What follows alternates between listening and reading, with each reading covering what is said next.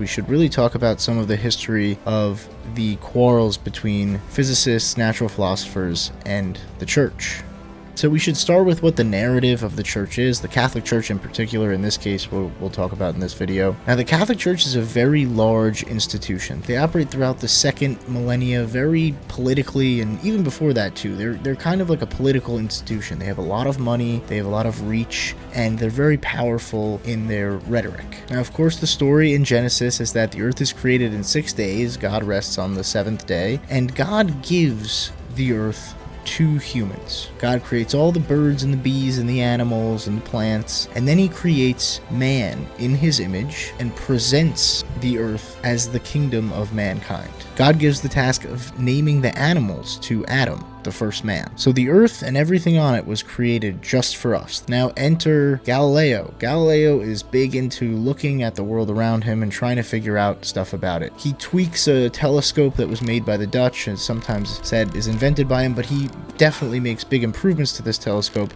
It allows him to see the stars at night, the lights in the sky. People are wondering what those things are. And Galileo, as well as Copernicus, independently come up with the heliocentric model of the universe, what they would have called the universe at the time. For us, the solar system. And in the heliocentric model of the universe, the sun is at the center. And Galileo was telling this to people, he was publishing works about it, he was writing about it, and the church didn't like that.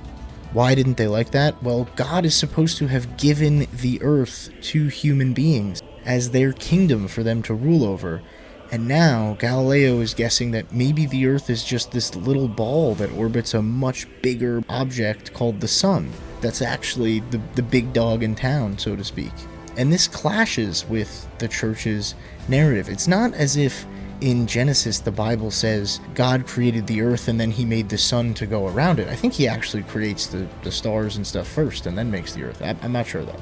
People that were in charge of the church at the time, they start to realize that people will believe this. If word spreads about this, that means that we're less significant than it first seemed. Definitely less significant than the Bible seems to tell us. And so the church provided Galileo with an ultimatum. He could either recant the things that he was saying, or he could keep doing it, but they would execute him. Now, Galileo, he was pretty great at a lot of other things, but he recants his testimony so that the church doesn't execute him. Okay, video's getting too long. Like, subscribe. What do you think about God and physics? We'll do some more videos like this.